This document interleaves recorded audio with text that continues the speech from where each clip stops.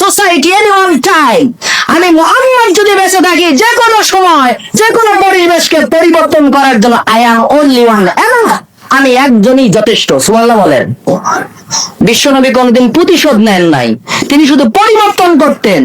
আমরা আজকে প্রতিশোধ পরায়ণ বক্তব্য দেই। প্রতিশোধ নেওয়ার দরকার আছে? কার প্রতিশোধ নেবেন? আপনার ভাইয়ের কারো প্রতিশোধ নিয়ে লাভ আছে?